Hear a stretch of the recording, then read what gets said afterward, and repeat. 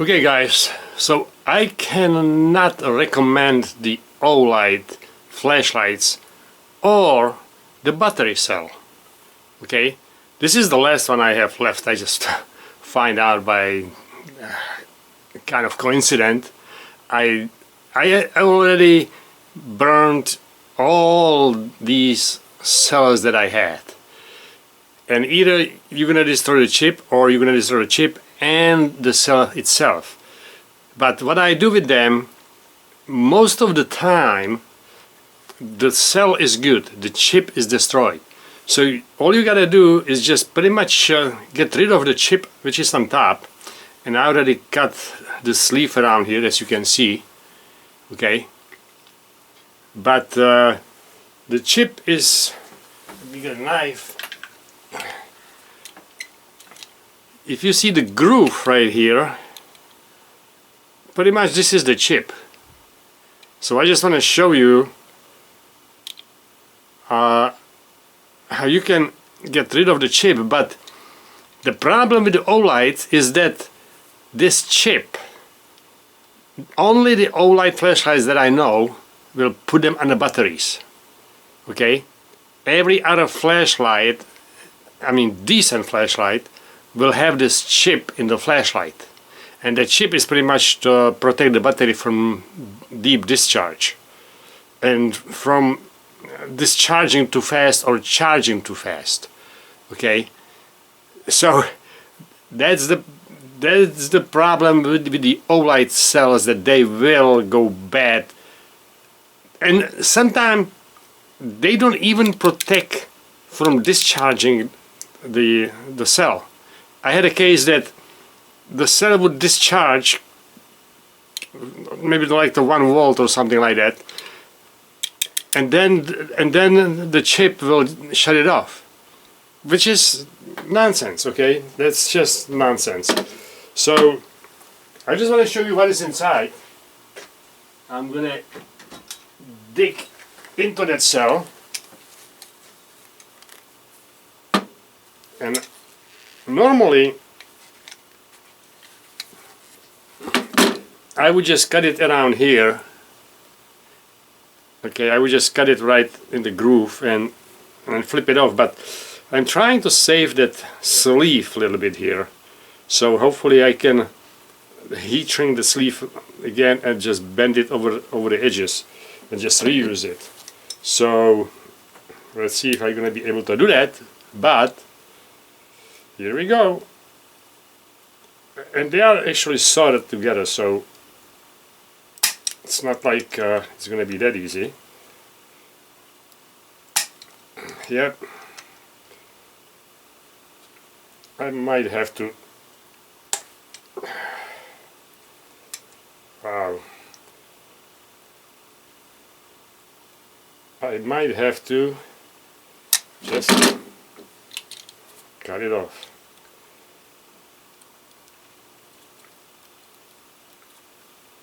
Just like I always did.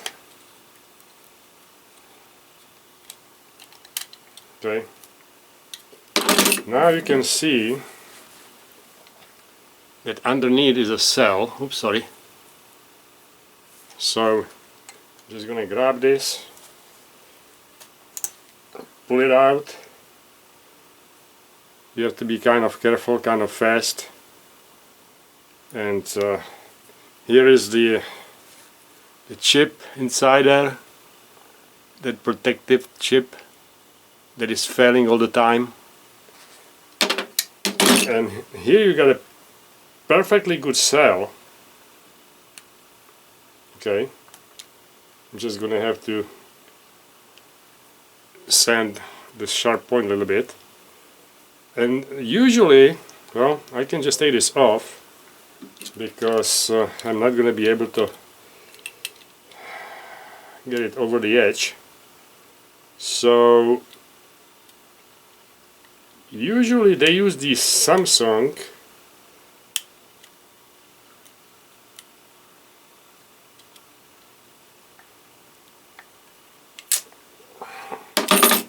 (3000 milliamp cell. If it's a 3000 milliamp battery, right? And looks like this one is, let's see, this will be the made in Japan,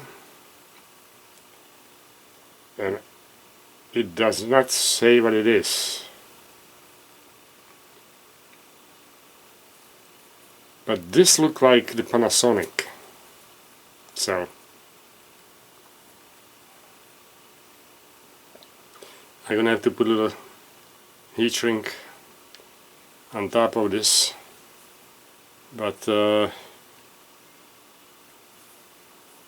I cannot tell what it is. But I believe this is a Panasonic cell. Okay. So it's MH13. Oh my gosh, I cannot read this. That's so small. I'll let you read it if you can.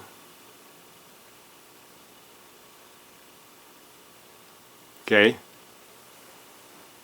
Whatever, but I believe this is a Panasonic cell. And those are good too. So now I got a good cell. I just have to make a button on this, sort of button on top, and I have a button cell that I can use again, but not with the Olight flashlights, because they will destroy it. Alright, thank you very much.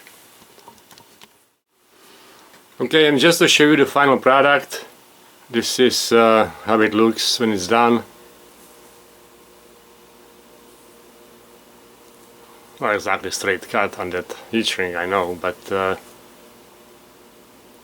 you got a little button on top that I just solder, a little bit solder, which is usually for most of the lights will be good enough. And we have perfectly good cell, 3000 milliamp hours, okay, Panasonic, which are really good lithium-ion cells. Okay, so very simple fix, but not for the Olight flashlights. Like I said, they will destroy it, they will discharge it below 3 volts and pretty much kill the cell. Next time.